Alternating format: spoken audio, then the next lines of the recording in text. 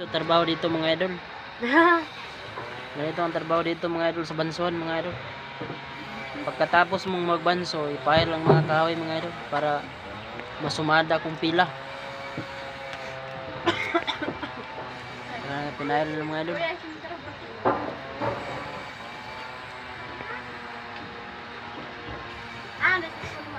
I-charge. Lalula. Ay, ito, layuyo.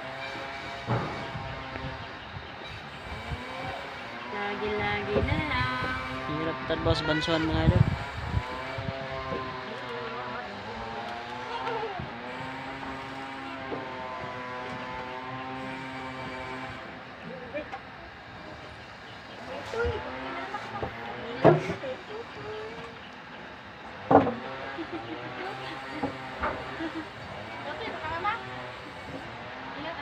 Okay, katiguang na.